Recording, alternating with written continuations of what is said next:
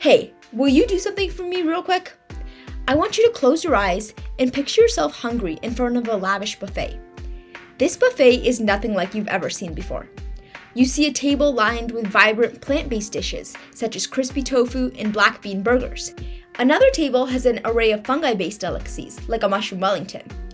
And across the room, there's a table with spirulina, algae-based emerald green goodness. In the corner, an insect-based station has crunchy cricket tacos and mealworm sliders. And finally, a cutting-edge, cell-based section has succulent lab-grown chicken and beef burgers.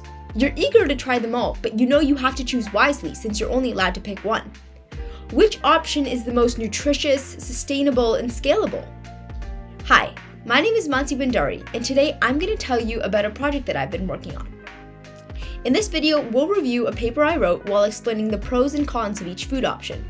And by the end, you'll be able to make an informed decision on which alternative protein is the most delectable and nourishing option for both you and the planet. So let's dive in. In this review paper, I look at many different alternative protein options. Let me talk about the first one. Have you ever tried soy stir fry or sipped on a glass of soy milk? If so, you've experienced the power of soy protein. But what makes soy so special? For starters, it's a high-quality protein that contains all the essential amino acids that your body needs. It's packed with nutrients like iron and calcium, and research shows that soy protein can help reduce the risk of heart disease and improve cholesterol levels.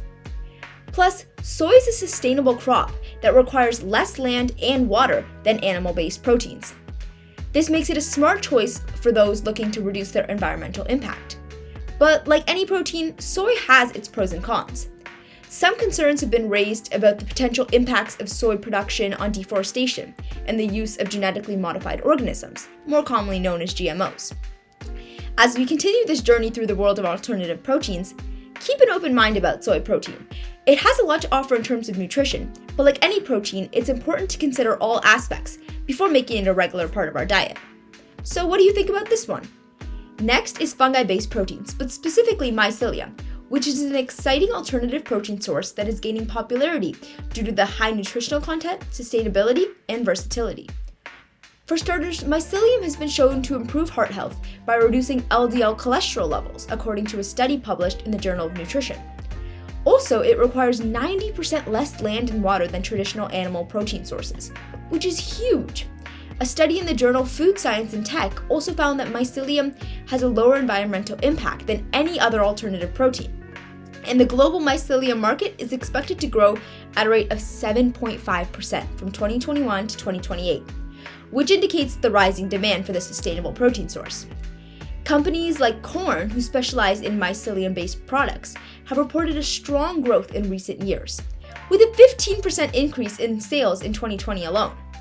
These facts and figures demonstrate the potential of mycelium or fungi-based proteins as a promising alternative protein option.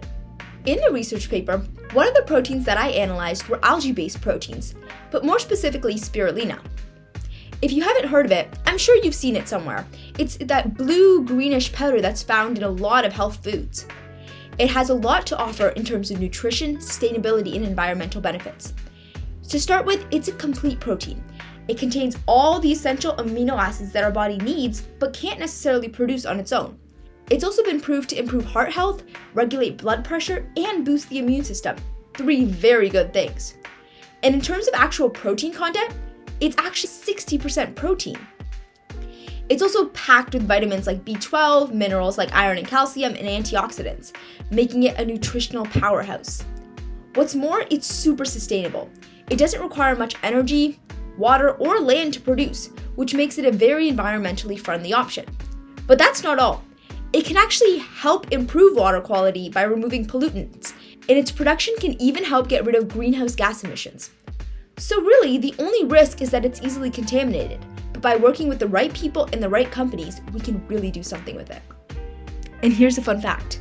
Spirulina production can be a profitable business venture, especially in developing countries, with the growing demand for health foods and its potential for job creations and economic development.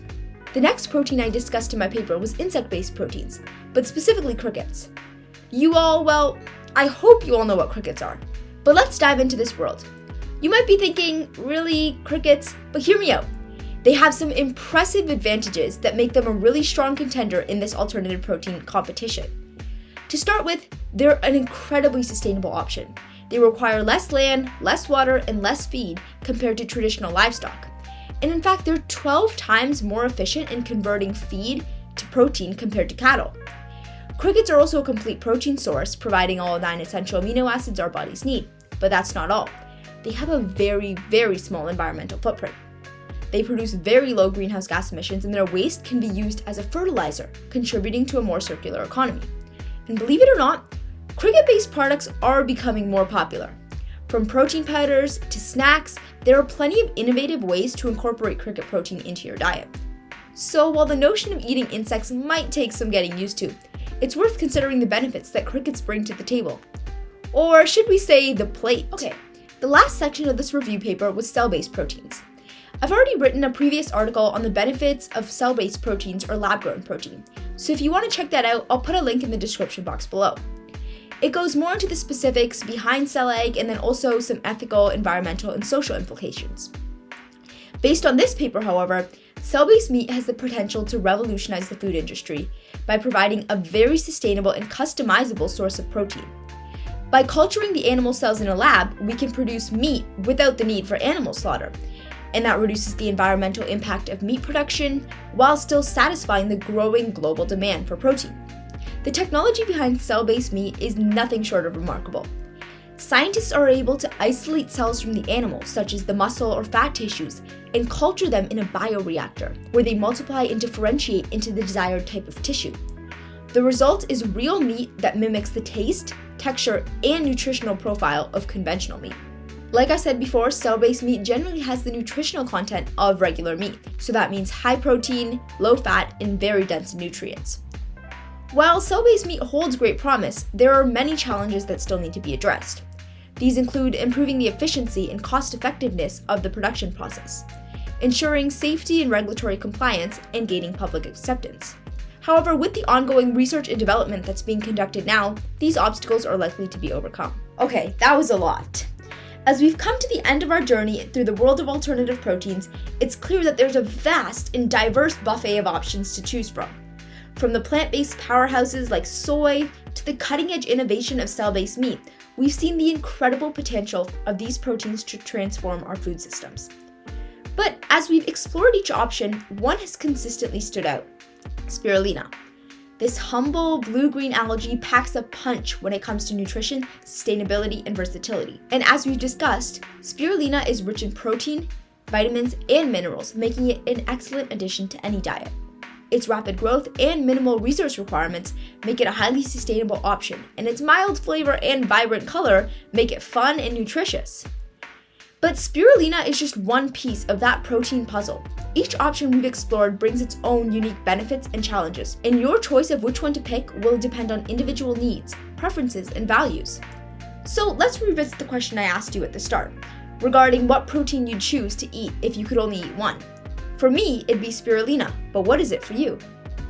If you like this video, make sure to check out the articles down in the description box below and subscribe to my channel for future updates. See you later!